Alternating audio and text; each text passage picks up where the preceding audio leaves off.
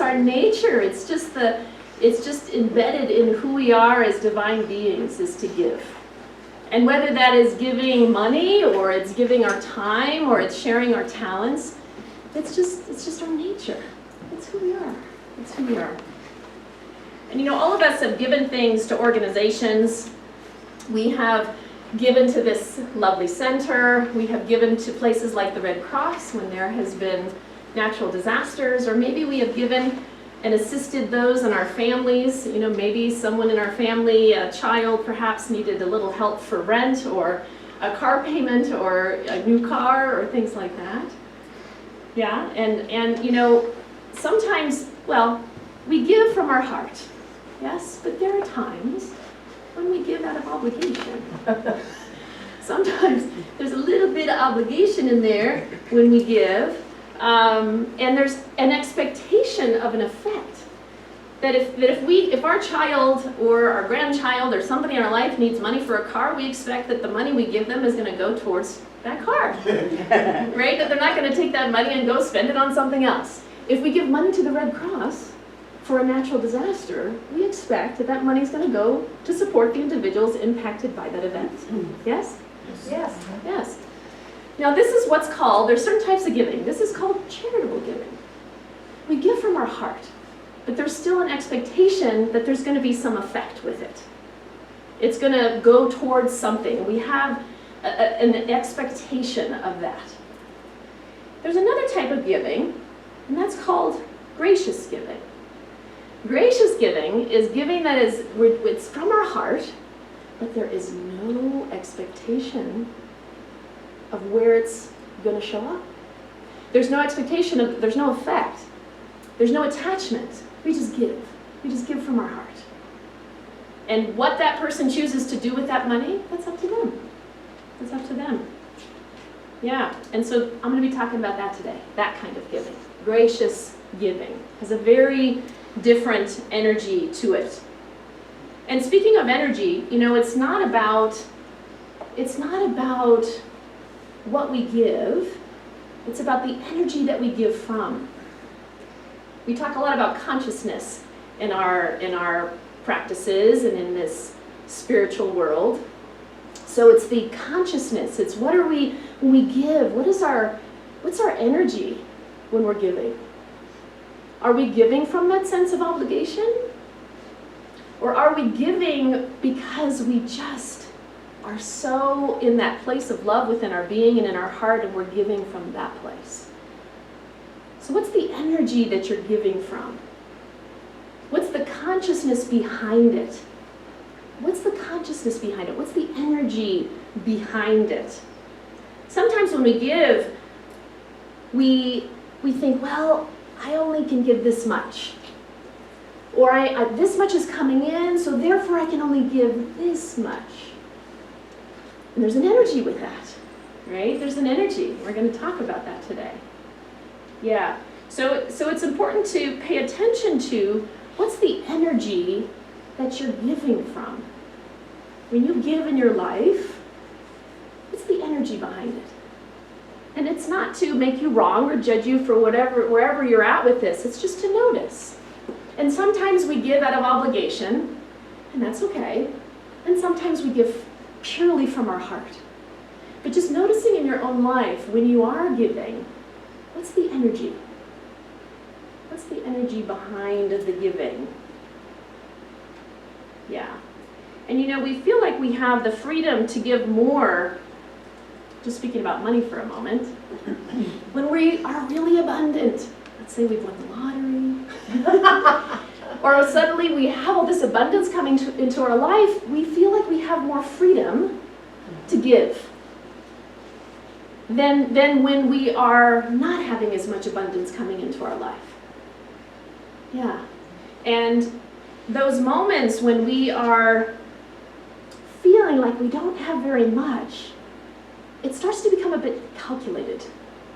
We start to monitor, well, I've got this much coming in from this job, and I've got this much coming in from my inheritance, or I've got this much coming in from my pension, or from my Social Security, or whatever it is, and therefore I can give this much, based on all of that. right? How many do we do that? Anybody with me? Yes. Yeah. That's typically how we do this. Yeah. And I'm not saying that's bad at all. It's just it becomes a very calculated thing. We start to monitor every little thing, and then we can give based on what comes in. Yeah. But here's the thing. Let's talk about circulation, okay? Bring it back to a spiritual principle, the principle of circulation, the law of circulation. So when we base it on only what comes in, we limit it. We actually block the flow of what is coming into us. We block it because we're saying there's fear there. There's actually fear when we say, well, money's coming in from all these places and now I can give only based on what's coming in. There's fear. There's fear there because we're concerned that if we don't look at, okay, I got to put this much money into savings, I got to put this much money into my retirement, I got to put this much money into this bucket or this bucket, and then I can do this, there's fear present. Is there not? Yeah. So again, to go back to energy, paying attention to the energy that's there. We get into these habits and ways of being we don't even realize. We don't even realize that we're doing this. And circulation based on fear, what it does is it contracts. It contracts. And it cuts off the flow. It completely cuts it off. There's a really strong word that I'm going to say, financial death. But think about it. When the circulation of our life, so we're giving, we're receiving, we're giving, we're receiving, but we're receiving, but we're giving just a little bit, that circulation cannot flow in the same way and it results in what's called financial death. It's a strong word. But financial death, that's exactly what it means. It means that the circulation is not just like circulation in our bodies. When there's no circulation in our bodies, we die. Same concept. Yeah. We block the flow when we become so focused on the outer effects. How the economy's doing, how much money we're getting from our boss, from our work, from our pension, from wherever it is. We're so focused on where that money is coming from and the outer effects. It's all effects. I have to do X in order to receive the money that I need. It's all based on outside of ourselves. I've been reading, in preparation for my talk, I've been reading a lot of really amazing books, and John Randolph Price said this: when you focus your attention on getting money, you are actually shutting off your supply. You must begin this very moment to cease believing that money is your substance, your supply, your support, your security, or your safety. You must look to God alone as the source and take your mind completely off the outer effect. We've been trained in our culture to focus on the outer effect. Right? I gotta get this job. Well, what if I lose this job? Well, then I gotta get this job, and I gotta do this for money, and I gotta do that for money, and I gotta put money aside for my retirement, I gotta put money aside for this. And we're so focused on the outer effect. This is part of our culture, yes? Yes. Yeah. I'm not saying that's bad. I'm not saying that. This is just the facts. This is just how we roll. How we roll, right? But let's bring God into the conversation for a second. Let's bring spirit into the conversation. We up-level it a little bit by doing that. Because when we look at spirit, and how we define spirit is this energy that is infinite, abundant, this God of ours. Infinite in its expression. So it's a delusion to think that our boss is in charge, the stock market, the economy, our pension, our retirement, to think all of those things in the outer world are in charge. As soon as we give power to all of that, it's outside of ourselves. God is not in the picture at all. At all. God is in charge. Not our boss. not the economy, not our financial advisor, not our parents, not our inheritance. So if we have faith that God is truly our source, really have faith that God is our source, we don't need to worry about the stock market. We don't need to worry about the money that's coming in. You're all looking at me like, are you nuts? Your faces, you see your faces. It's funny standing up here sometimes. But, you know, the problem is that we come here on Sundays, we read spiritual books, we listen to spiritual talks, but do we really believe that God is in charge? Do we really believe that? Yes. Sometimes. Yeah. Not every single moment, though. Every single moment. Like, really know it. Like, really know it. Yeah. We don't really believe that God is our source. I think that we have moments of that, and when we do, it's like, wow, it's amazing.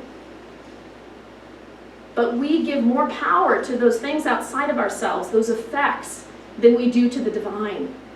Because on some level, we don't really trust it. We don't really trust that I can just let go and let God. I can just let go and let God and hand it over and surrender to that divine substance that knows all things, that all-powerful force. And if you look at your own life, my God, are we abundant? My goodness, do I have an abundance of clothes in my closet? Yes? You just look all around you. You go to your own home, whatever that is. You have an abundance of love in your life. Abundance of shoes, abundance of socks in your sock drawer. Abundance of beautiful flowers in your garden. Whatever it is, there's an abundance that is showing up as God everywhere you look. Yeah. God is the source of all of that. Every single thing that is in your life, God is the source of it. Can you get that? God is the source of everything in your life. And God is love. God is love. Therefore, money is love. Money is the substance of God, is the substance of love. Edwin Gaines says this: money is like love. The more you give away, the more you have. Love is a limitless resource, and so is money, and both were created by God to enrich our lives and allow us to live fully, joyfully, and completely. Y'all know who Edwin Gaines is? Some of you. She's another prosperity, extraordinary, spiritual being. Yeah. So, I have to bring up a topic that I know is challenging for some of you, but I can't talk about giving without talking about tithing. And I know that when I talk about this, here's how some of you look. Please don't talk about tithing. Yeah. This is such an important topic, and for some of you, this word is really uncomfortable. It's like a dirty word for some, and I suspect the reason that it is because you don't fully understand what it means. Tithing is for yourself. Tithing is not to support our center. It's not to support any other center. It's ultimately for yourself. Yeah. And some of us have been to other centers or churches, and the reason we have a trigger or a little charge around this word is because you have been in situations where people basically demanded that you put money in the basket, and you feel obligated to do that, and you walk away feeling manipulated or taken advantage of. And I want you to hear this, that I'm speaking about this. It's a spiritual principle. I'm not here to say to you, please give more to our center. That is not what this talk is about at all. At all. Okay, so please, just like let that go. If you, yeah. So, would you all, let me just explain tithing. Okay, so the purpose of tithing is about increasing the abundance within your own life. and bringing you more joy and happiness. Would you all like more abundance, joy, and happiness in your life? Yeah. Yes. Not me. Someone say not me. Jim doesn't want it? Okay. The rest of you listen up. Okay. So the word tithe means a tenth. It means a tenth. That's what it means. And it means to return 10% of all that you receive to any person, place, or institution where you are spiritually fed. And spiritual food, what that means is people, places, events that inspire us, that uplift us, that touch our heart, that open our heart, that help us to see the world differently. That's spiritual food. And it could be a minister, it could be a practitioner, it could be a center, it could be an author, Edwin Gaines, it could be someone like that. It doesn't have to be a spiritual center, although that could be where you're getting your spiritual food. Yeah. And what we're doing when we're tithing is we're acknowledging that God is our source. God is the source of our supply. And when we tithe on everything we receive. So if we get money from our job, we tithe on that. We sell a house, we tithe on that. We walk down the street, we find $1 on the ground, we tithe 10% on that. It's money that we receive. It's not gifts. If we have a birthday party and everybody gives us gifts, we're not tithing on those gifts and trying to figure out how much they're worth. We're not doing that. It's just money we receive. Interest earned, whatever it may be, 10% on everything that we receive into our life. And we tithe and give it back to that where we are spiritually fed. Yeah. And the reason is because what we're saying is that it is all God. Edwin Gaines said this: no matter through what channel it comes, its origin is God. Its origin is God. All of it is God. It is a divine substance, all cash in what your checkbook represents, your debit card, your credit cards, all of it is what is represented by the divine, that divine substance. And now there's money that we expect to get through these different channels. We receive them every month through our jobs or through our Social Security checks or whatever it may be. And then there's unexpected income. We tithe on that as well. Unexpected income is the income that we find as we're walking down the street and we find a quarter or whatever it is on the ground. Unexpected income is any income that we receive that is completely unexpected. Somebody gifts us with money to help us pay our rent, and it's totally unexpected, we tithe on that. We tithe 10% on that. That's called unexpected income. Now this is truly a spiritual practice.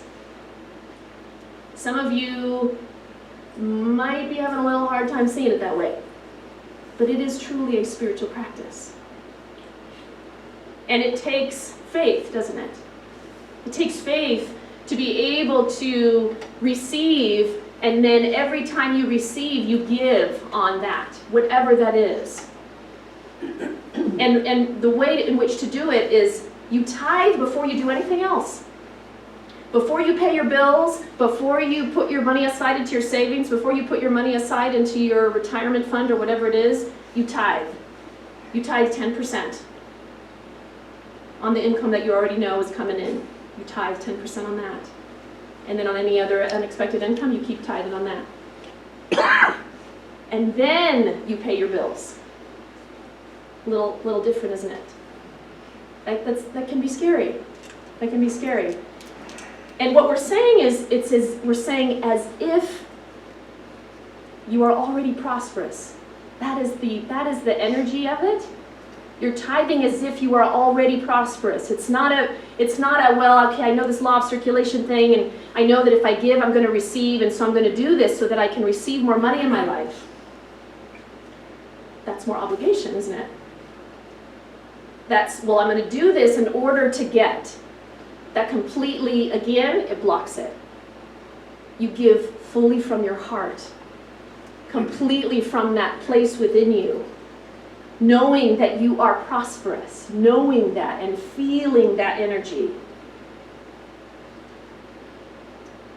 And when we do it consistently and with gratitude, our lives change. When I first started tithing, it was a little scary for me. And here's another thing to know about tithing. You tithe on gross, not on net, on gross. So when I did that, it was a big chunk for me. And I thought, okay, God. It freaked me out. And it took me a while before I could fully have faith. Edwina Gaines talks about when she first started tithing, she tithed with the faith of a mustard seed. Mm-hmm. She was working 2 jobs, 16 hours a day. She had to take care of her little daughter by herself. She had literally pennies. And she said, okay, God, I know this is what I'm supposed to do, and I don't know how I'm going to do this, because I literally have nothing. But I'm going to do it, and I'm going to try it. And she did it. And within weeks and months, her abundance grew and grew and grew and grew. It was extraordinary. She tells her story. You can find her on YouTube. Amazing lady. And so for me, when I started tithing, I remember just the fear that I was feeling. And what happens when we feel fear? It forces us to have faith. It forces us. It really puts us into that position of letting go and letting God. Just letting it all go. And how we move through those fears is by doing it consistently. And paying attention to our energy, and being intentional about our energy, and moving into our heart, and moving into that space of gratitude. And saying, God is my source, God is my source, God is my source. You may have to say that 20 times, God is my source, and you keep knowing it, and you keep feeling it. And you keep trusting. And pretty soon, it shifted. And not only has it shifted in you, but then abundance starts flowing into your life. So once I was able to do that, abundance started flowing into my life. I got money to buy a new car. I started being asked to do other things and being paid for that, totally unexpectedly. Someone gifted me a new computer. I mean, things just started to flow into my life. This stuff works. It really works if you use it. Yeah. And if you notice right now that as I'm talking about this, if you're feeling some fear, and you're feeling some trepidation, or you're questioning whether this law actually works, test it. Test it out. And get help. We have these incredible, gorgeous, amazing practitioners. Ministers, those of us who are here to support you, come get help. Ask for help. You know, it's like, I really want to get to that 10%, but I just can't do it. My faith is weak right now. Ernest Holmes talks about that. Our faith is weak. We don't believe that we can do this. We don't believe that we can actually achieve what we want to achieve in our lives. Sometimes we question that. And so asking for assistance so that you can get to that place where you do believe that God is your source of all supply in your life. All of it. I just completed the financial freedom class. And we had a wonderful, sweet little group. And at the end of class, I gifted each person with this great book called The Abundance Book by John Randolph Price. This is where the quotes came from. It's a quick read, $7 on Amazon. And so what I gifted them this book, and what I said to them is, starting on Monday, which is tomorrow, there's a 40-day plan in here. And I said to them, if you're willing to join me, let's do this. Let's do this. I have an extra book if anybody would like one and like to join us. We're not going to do a class, but it's more of just doing the work in here, which is actually quite fun, and amazing affirmations in here, and then checking in with each other on Sundays. Emailing each other, texting each other, how are you doing? How are you doing with your 40-day plan? And let's see what happens. So, you need support. Books like this can help shift your consciousness. Books like this can help to move you into that place of trust, to help move you into a place of faith. really a choice. It is a choice. We weren't born having faith. We have to choose it, and we have to constantly choose it to have faith. I choose faith. I choose to trust that God is my source. I choose to have faith that God is here, that God has my back. Yeah. So let's join together and have faith that God is our source. Sorry. Oh dear. Okay. Here we are. Let's say this together. God is my source. Say it again. God is my source. And so wherever you are in your consciousness, start now. You don't have to give 10%. If 10% feels really scary, then commit to giving 3%. And then consistently 3%, then 4%, then 5%, then 6%, then 7%, then work your way up. And again, meet with one of us to help you create that for yourself. Tithing isn't just simply giving money. That's not tithing. That's not tithing. That's charitable giving. It's very different. We're talking about joyous giving. We're talking about giving from our heart. Giving knowing that God is our source. Practicing the law of abundance in our life.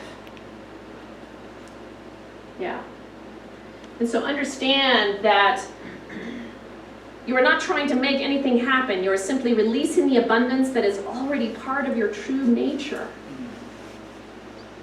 It's who we are. It's the nature of our being. We are abundant beings. This is the truth. You know, at the end of every Sunday, we say this. Our offering affirmation. This gift is spirit and form, circulating and blessing. All it touches, freely I give, and joyously I receive. And I'm going to point out the first couple of words here. This gift is spirit in form. We say this every Sunday, and we just we just get into the habit of saying it. Spirit and form, spirit and form. I mean, okay, this is my reaction. I don't know about the rest of you, but one day I looked at that and I go, wait a minute. Let's stop for a second. This is spirit in form. All of you get out the dollar bill that you were given when you walked in this morning. I didn't get one. Oh, sorry, Karen, I'm going to give you mine. Oh, I don't want yours. No, take it. Take it. Thank you. So, look at your dollar bill. Oh. Okay, Karen, look at the dollar bill. So everybody take a look at what you're holding. I want you to feel it. And see if you can recognize that this is spirit in form. Yes, it's a dollar. Yes, let go of what it can buy or what it can't buy with only $1. But this is spirit in form. What you are holding is the substance of God. It is the substance of God. It isn't just simply $1 made out of paper. So see if you can recognize right now what it represents. That it represents the divine in form. It represents God in form. And now as you go out into your life in this coming week, pay attention to the bills that you bring out of your wallet, your credit cards, your checkbooks. All of it represents God. Every single bit of it is the divine in form. Start to pay attention to the abundance in your life. It's everywhere. It's in the trees. It's the abundance of cars. It's the abundance of love in your life. It's the abundance of the socks in your sock drawer. Just start paying attention. The flowers, the beauty, it is everywhere, and it is all God. It is all God.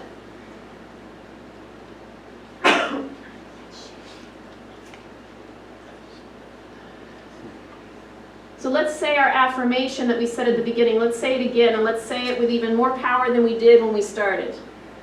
God is the source of all the abundance in my life.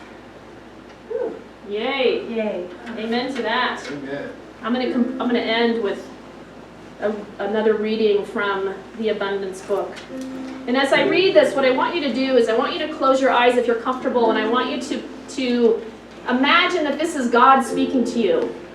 Whatever you want to call that. Call it love, call it divine substance, call it divine intelligence, whatever it is that works for you. But I want you to just imagine that God is speaking to you. The flow from the fountain is endless and bountiful. Will you not stand in the stream with me now and eradicate all appearances of lack in your life? Come to me. Come within and feel the rushing waters of infinite supply. Indeed, your cup runneth over. There is no emptiness in the universe, no shortages, no limitations. All is forever filled full. Can you understand that I am the fountain, the flow, and the fulfillment? Now consider this, for it is very important. There is something between me and your phenomenal world. It is your consciousness. Your world mirrors that which is closest to it. Therefore, your world is reflecting your consciousness. If you would have your world reflect my nature of loving sufficiency, I must be brought into your consciousness. There I stand before your world, and the truth is revealed.